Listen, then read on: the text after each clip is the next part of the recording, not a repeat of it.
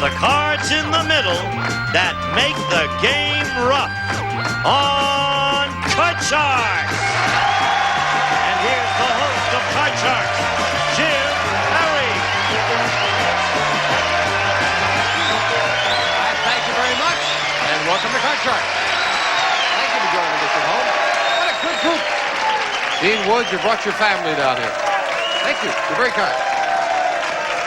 And thank you. For the opening poem, I want to thank Hudson Miles from, one of the nicest places I've ever been, St. John, New Brunswick, Canada. Thank you, Hudson Miles. Now let's open the board and get to the cards. Go ahead. And Janice Lois will load in the cards, and we'll meet our card shark, Milena Pinson. Hello, Milena. Nice to see you again. Nice to see you. And again, a reminder about you. Okay, Jim, my name is Milena Pinson. I was born in Italy. I now live in West Hollywood, California. I sing, I dance, I play guitar, I shoot pool, and I'd also like to say hi to my mom and dad. It's their 25th anniversary coming up. Hi, Mom. Hi, Dad. I love you. Well, congratulations to them. That's very nice. You're going to buy them a nice present? I think I'm probably going to have to foot the bill if I win any more. You're certainly doing well. How much money is it now in total? You're well over $7,000 that Milena has won great. here. Oh, I Nicely feel great done. about that. And our challenger is Pat White. Hello, Yes, Pat. hi, Nice to Jim. see How you are you? again. Nice seeing you. And again, a reminder about you, sir. Okay. My name is Pat White. I am a native Californian. We live in Camarillo with my wife and my 4 kids. 2 of them were just recently born, identical twin girls. And I run an executive recruiting outfit in Los Angeles. Were the twins your first? 3rd and 4th. 3rd and 4th. So you Yeah. had a couple of... So you're not going to have twins all the way down the line. No more. That's enough. Nice to have you back. You Thank both you. cut the cards, yes? Sure did. Yes. We will pick up where we left off. We play the best 2 games out of 3. As we left off, Milena, the champion, won game number 1. And in game 2, Milena's uncovered a 9. She needs 4 cards. Pat with a much better base card, a king. He needs 4. We pick up with a question that goes to Pat. Pat, our man on the street, went to England, where he asked 100 people, have you ever been in a house that was haunted? How many Englishmen claim they have been in a haunted house? Well, that's strange. We've got a young English girl living with us right now.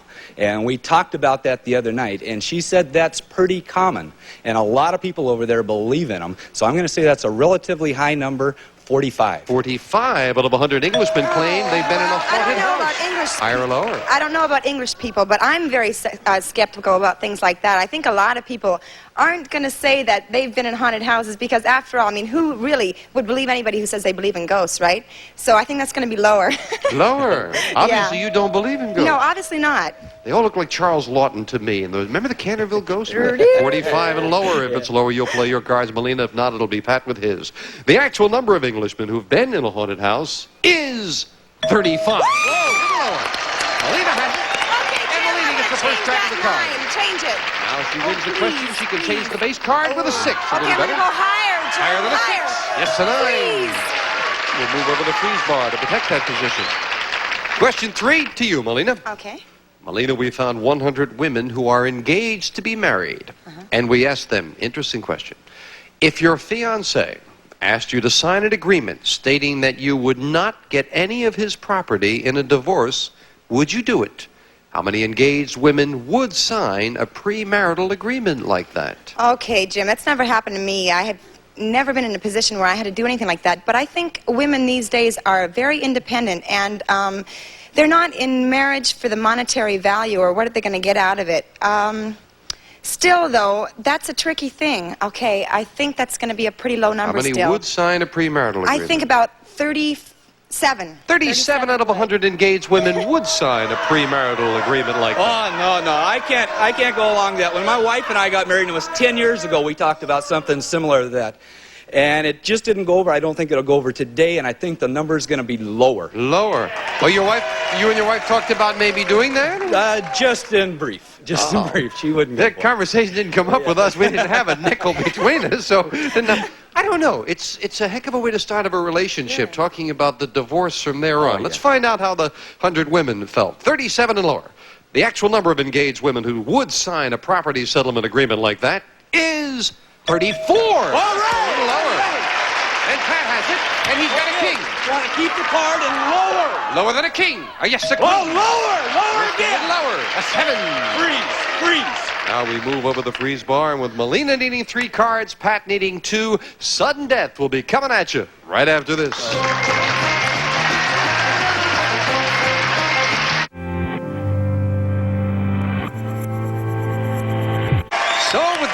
round going to the champion. We're set for sudden death in game 2. Milena needs 3 cards. Pat needs 2. Big question. Someone's got to win it right here. Yes. Pat, we asked 100 third grade boys, have you ever spent a whole day in school with your shoes on the wrong feet?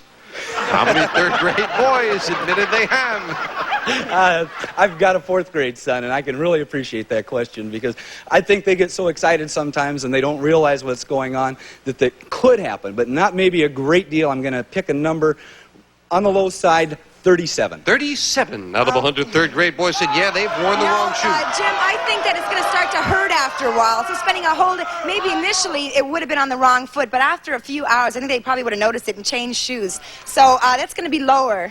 Yeah, the question does say the whole day in That's school. a little long for the wrong shoe. Incidentally, anytime you hit it right on the head, it's a $500 bonus. And right now, Pat hopes it's going to be 37. Milena, lower. The actual number of third grade boys who have spent a whole day in school with their shoes on the wrong feet is 23. It's lower. Milena gets control in sudden death. Milena, you need 3 cards. Pat needs 2 cards. You've got control, player pass. Hey, I'm such a good girl. Go for it, Pat. Pat, you've got it. You're near the middle with a 7. You need both cards to tie it up, or Milena has the championship. Higher! Let's go higher! Higher. Yes, All right, lower! This could tie it up. Oh!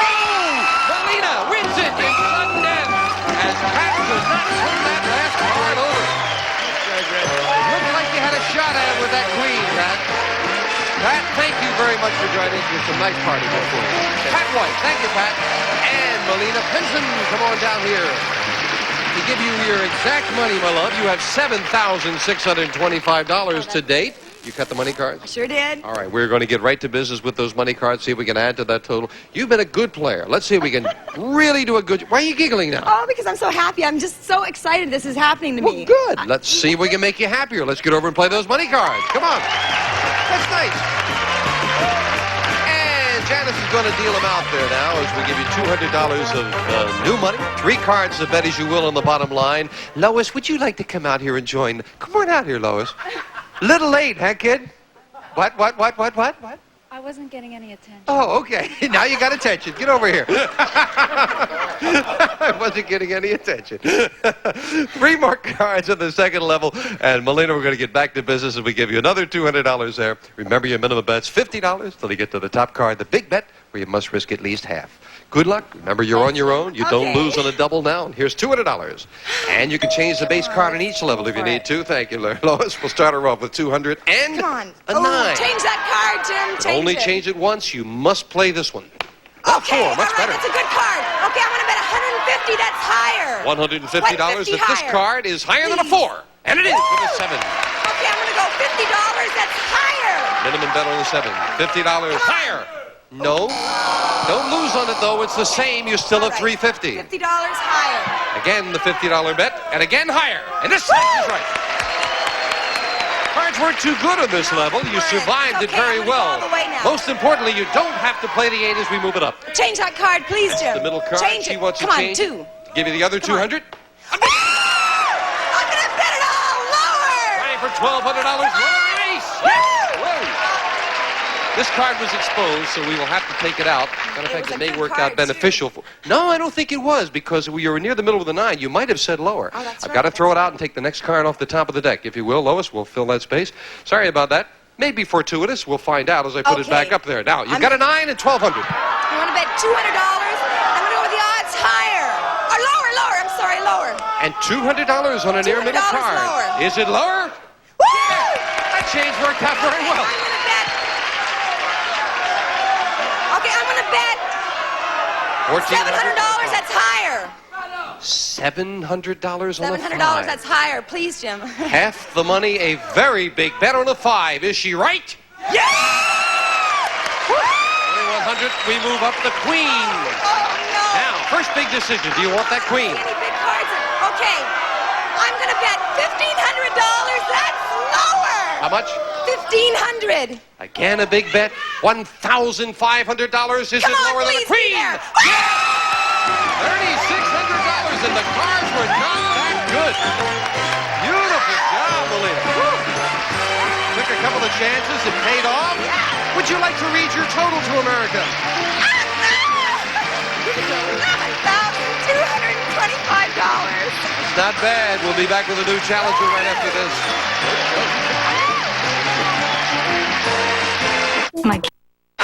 Two brand new decks of cards. Here comes a new challenger on Card Sharks. Michael Savari. Hello, Michael. Hello there. Why don't you tell us about you, sir? My name is Michael Savari, and I'm originally from Trinidad, West Indies. You know, I have lived in Philadelphia for some time. I taught school for a short while, and then I moved out to California. I sold insurance for a short time, and now I'm in sex therapy. Do you have a problem, Michael? Is that? I think that's the question I should be asking I'm you. sorry. No, you now. You mean it shows? Darn it. Listen, Michael. What you teach people how to, or how not to, or what? Well, how to do it. How to do it. Gene, you and I go take lessons right after this, all right? It sounds like it's very fascinating work from Miss It School. certainly is, you know, and I really love it. Yeah. I really do. Personally. Do you just advise, or? Well, all I do is advise. I do not fraternize with my clients. You do not? Oh, I see. Oh, no, I never. I have very high principles. Oh, good. Gene and I will come down and wait. Don't need any surrogates or anything, huh? Nothing of that nature. Oh. All right. Nice to have you here, Michael. It sounds like... It's quite a pleasure. Sounds like... Yeah, I'm sure it is. You know. You got the cards? You know. Here we go. Thank you for having some fun You're with us there, welcome. Michael. Let's start the match with Milena. Milena, we found 100 single women who are dating a married man. Do they need help? That's a problem, Michael? Some of them probably might do. Okay. Single women dating a married man. Way down deep. Do you feel a little bit sorry for your man's wife? Oh. How many single women do feel sorry for their married boyfriend's wife? Well, Jim, I'm not going to say whether I've been in that situation or not because I don't want to give away any of my stories. But I sincerely feel that But it sounds like we'd like to hear. even though a woman might do that, go out with a married man, she still must deep down inside know that she's hurting that marriage in some little way. Probably the marriage is hurt already, but still she might feel just a little guilty and a little bit bad. So I think that's about 60. 60 out of 100 do feel a little sorry for the boyfriend's wife. Higher or lower, Michael? I sincerely believe what goes around comes around. And a lot of individuals do feel, a lot of women in particular, do feel guilty about this situation. However, I think that situation would be lower. Lower than 60. A lot of agreement from our audience. I hope you've made a decision at home. The actual number of single women who feel sorry for their married boyfriend's wife is 56. Just a little. That's it. Michael. That's it. Challenger starts off with a 6. I want to change that call. Can he improve it? Yes, he can with an ace. I say lower. Lower than the ace, a 10. I say freeze. And that keeps Milena away from her cards. Conservative move on Michael's part. And Michael, we asked 100 people. Which do you think, fascinating question, 100 people. Which do you think was the real reason the Iranians finally released our hostages? President Carter's patient diplomacy or the Iranians' fear of what President Reagan might do? How many people think the hostages were released because the Iranians feared President Reagan? I think personally that President Reagan somewhat is a more harsh individual than President Carter. President Carter has a more diplomatic approach to dealing with things, and somewhat because of Reagan's policy in dealing, like his last visit when he went to Mexico, he was given the president a rifle. So I think these situations, you know, will make them feel that this man might do anything. So they figure, well, we might as well go ahead and, you know, release the hostages and get our money back before it go, it's water more than flour, you know. So I think 60%, 60, I would say 60. 60 out of 100 people think the hostages were released because the Iranians feared President Reagan. Well, I think that it's true.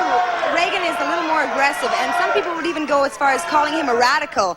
But this had been going on for so long, and Carter had been trying for so long. I think that in the end, it was ultimately Carter that got them out of there. A lot of people, I think, feel that way. So what was the question? So how many people think the hostages were released because of the Iranians feared Reagan rather than the patient diplomacy? That's going to be lower than 60, yes. You think the patient diplomacy was more so? I think 60 so. and you think she's right, audience? No. I don't think so either, Milena. Let's find out. Well, you know, you've got the card in front of No, you. there's no answer on this card. You see an answer on that card? There's no answer. No, I like to find out. I Sure, find it I fascinating. would too. Let's go. Well, let's find out right now, shall we? The actual number of people who think hostages were released because the Iranians feared President Reagan is 86. It's not. It's higher. Change that card! Well, one side was right. Change that card! We'll change the 10 to a 7. Not a good change this time. I would say, higher. Higher than a 7. Yes, a 9. 3.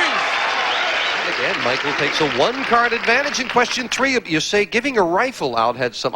Freudian. We'll be right back right after this.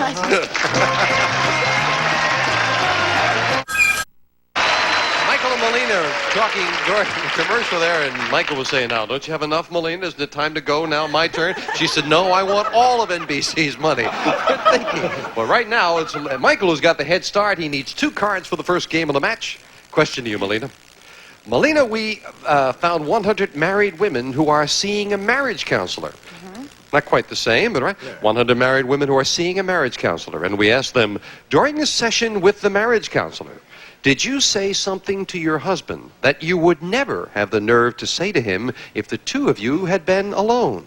How many women did say something in front of a marriage counselor they would never have the nerve to say to their husband alone? Okay, I think one of the reasons people see a marriage counselor in the first place is because there's a basic lack of communication. They're trying to save a marriage, obviously. So a woman...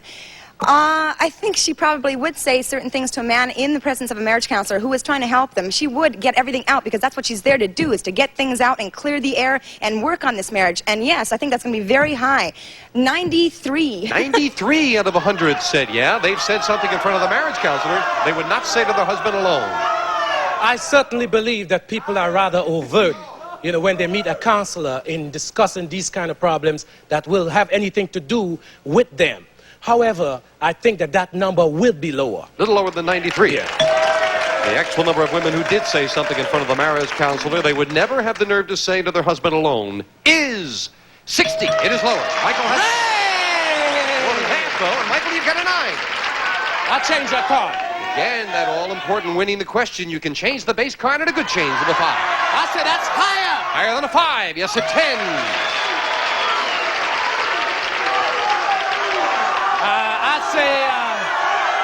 I freeze. You're going to freeze. Not a bad freeze because sudden death is coming up, and Michael has won every question and moved across the board steadily. Michael, recent studies show that grasshoppers are 3 times as nutritious as steak. It's a fact. So we asked 100 married women, if you could cut your meat budget in half by serving grasshoppers for dinner twice a week, would you do it? How many married women would serve grasshoppers to cut their meat budget in half? Grasshoppers.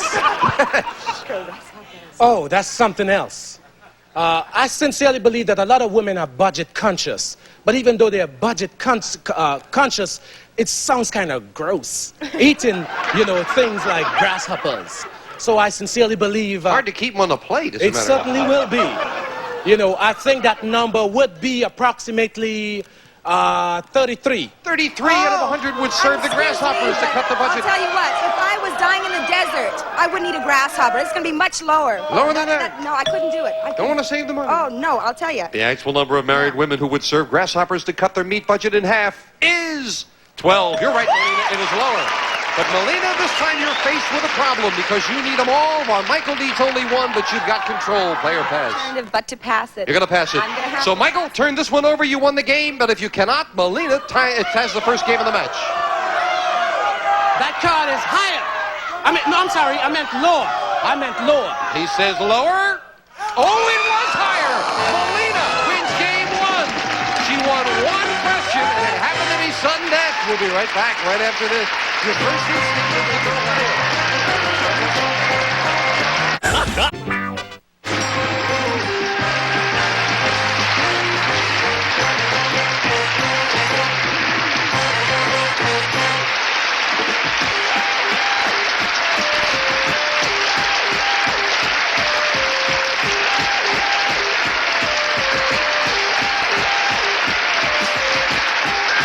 This is Gene Wood speaking for Card Sharks, a Mark Goodson, Bill Todman production.